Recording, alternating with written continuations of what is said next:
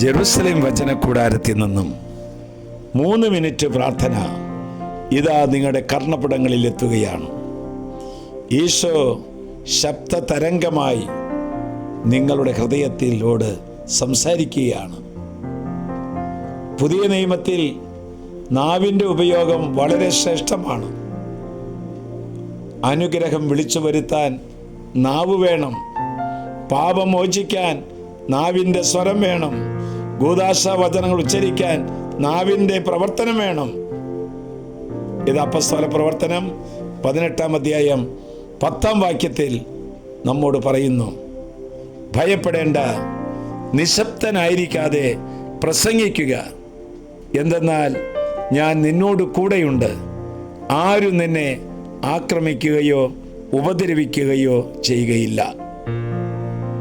മകളെ, വചനം പ്രഘോഷിക്കാനും വചനം പഠിപ്പിക്കുവാനുമാണ് ഈശോ ശിഷ്യന്മാരെ ചുമതലപ്പെടുത്തിയത്. ഈ ദൗത്യം ഇന്ന് ക്രിസ്ത്യാനികളായ നമ്മൾ, ക്രിസ്തുവിനെ സ്നേഹിക്കുന്നവരായി നമ്മൾ അത് ഏറ്റെടുക്കാൻ അവിടുന്ന് നമ്മെ നിർബന്ധിക്കുകയാണ്. നമ്മുടെ മീഡിയയിലൂടെ തന്നെ എത്രയോ ആളുകൾക്ക് വചനം എത്തിക്കാൻ, പ്രസംഗിക്കാൻ കഴിവില്ലാത്തവർക്കും പഠിപ്പിക്കാൻ കഴിവില്ലാത്തവർക്കും സാധിക്കുമല്ലോ.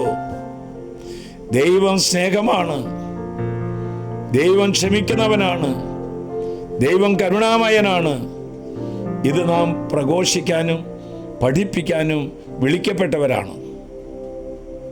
പ്രായവും പക്വതയും കഴിവും നോക്കാതെ ദൈവം നമ്മെ, ഇത് കേട്ടുകൊണ്ടിരിക്കുന്ന നമ്മെ തിരഞ്ഞെടുത്തിരിക്കുകയാണ്. മോശയും ദാവീദും ആമോസും ആടുകളെ മേയ്ക്കുകയായിരുന്നു. ഗിദെയോൻ ഗോതമ്പ് മെതിക്കുകയായിരുന്നു. ശിഷ്യന്മാർ കടപ്പുറത്ത് മീൻ പിടിക്കുന്നവരായിരുന്നു. മത്തായി ചുങ്കം പിരിക്കുന്നവനായിരുന്നു. ദൈവം അവരെ തിരഞ്ഞെടുക്കുകയാണ്. കഴിവ് നോക്കിയല്ല ദൈവം തിരഞ്ഞെടുത്തത്. ദൈവം കഴിവില്ലാത്തവരെ തിരഞ്ഞെടുത്ത് കഴിവുള്ളവരാക്കി മാറ്റുകയാണ് യേശു ചെയ്യുന്നത്. നമ്മുടെ കഴിവൊന്നും കർത്താവിന് ആവശ്യമില്ല. കഴിവ് കർത്താവ് നമ്മളിൽ പ്രവർത്തിച്ചുകൊള്ളും. ദൈവം പ്രവർത്തിക്കുമ്പോൾ നമ്മുടെ എല്ലാ കഴിവുകേടുകളും കഴിവുള്ളതായി മാറും.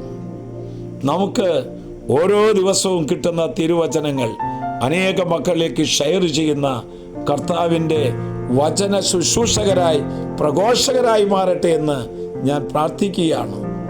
ആശ്വാസപ്രദമായ രാത്രി, പ്രതീക്ഷാനിർഭരമായ പ്രഭാതം, സൽപ്രവർത്തികൾ നിറഞ്ഞ ദിവസം നൽകി നാം എല്ലാവരെയും അനുഗ്രഹിക്കട്ടെ. യേശുവിൻ്റെ ആഹ്വാന പ്രകാരം നമുക്കും വചനം പറയാനോ പ്രഘോഷിക്കാനോ കഴിവില്ലെങ്കിലും അനേകരിലേക്ക് ഈ പ്രയർ ലിങ്ക് ഷെയർ ചെയ്തുകൊണ്ട് വചന ശുശ്രൂഷകരായി നമുക്ക് മാറാമല്ലോ. ഇതാ ഈശോ നിന്നെ നോക്കി നിൽക്കുന്നു. നമ്മുടെ കർത്താവ് ഈശോ മിശിഹായുടെ കൃപയും പിതാവായ ദൈവത്തിൻ്റെ സ്നേഹവും പരിശുദ്ധാത്മാവിന്റെ സഹവാസവും നാം എല്ലാവരോടും കൂടെ ഉണ്ടായിരിക്കട്ടെ, ഇപ്പോഴും എപ്പോഴും എന്നേക്കും.